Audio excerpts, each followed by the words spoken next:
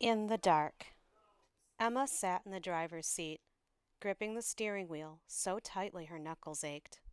The engine had been off for minutes, but she couldn't bring herself to leave the car. Not yet. Outside, the darkness pressed in from all sides, thick and suffocating. The weak glow of the streetlight at the corner barely touched her driveway, and beyond that, there was only shadow. Her garage loomed just 20 steps away, but those 20 steps might as well have been a mile.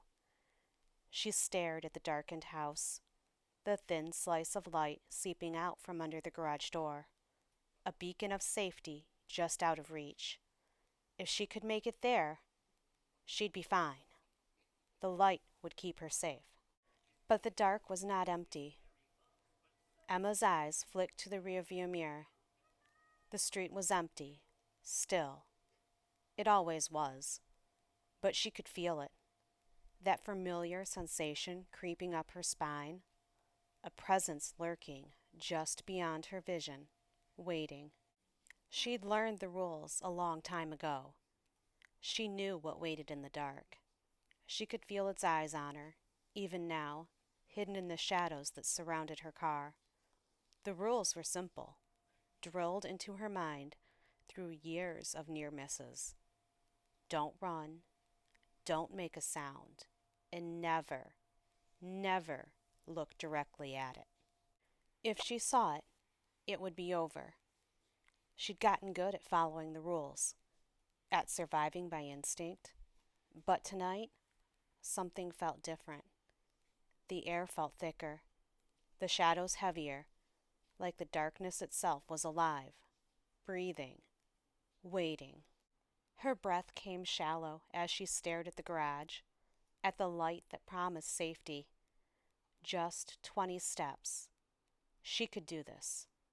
She forced herself to move, unlocking the door with a soft click that echoed too loudly in the stillness. Her fingers hovered over the handle. Once she stepped outside, she had to commit.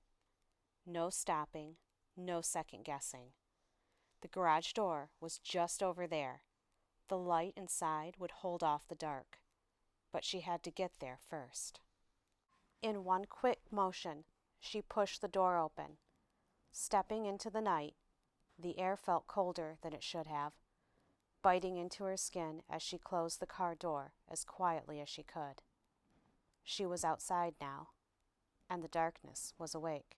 Emma stepped out of the car, her body stiff with the effort of appearing calm. The garage felt impossibly far away, 20 steps at least. But she had no choice. She couldn't stay in the car all night.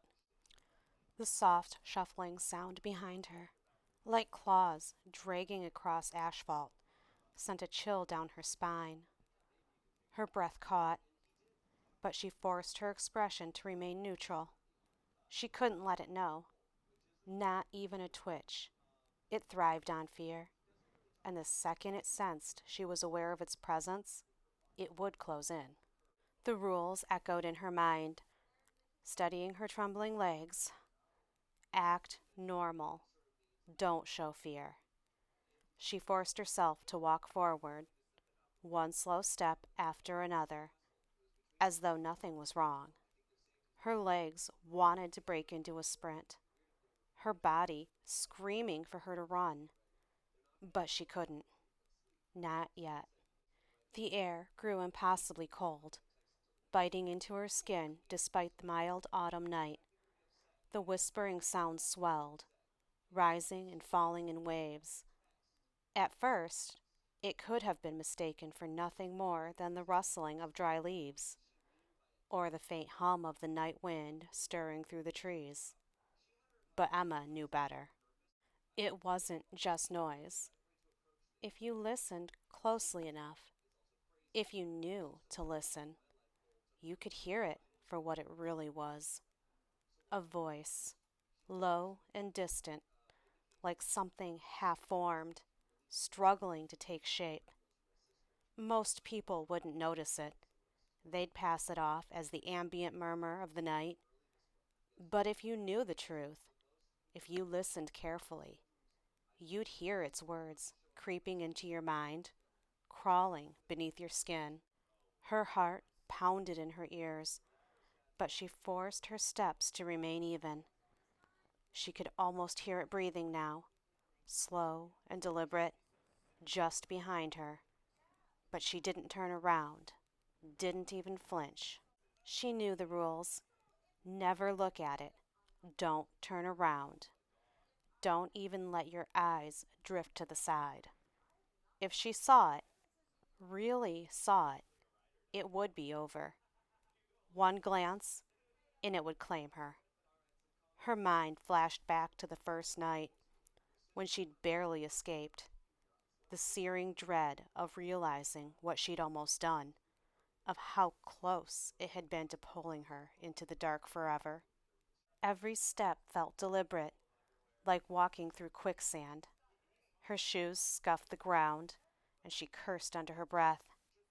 It hears everything. She could feel it now, the presence growing closer. The shadows swirled, pressing in on her from all sides, as if the darkness itself had a heartbeat, slow and steady, matching her own. Her skin crawled, but she wouldn't let it show. She had to act like she didn't notice it, even though her insides were coiled tight with terror. She was halfway to the garage when the temperature dropped again, the hairs on the back of her neck prickling. It was right behind her.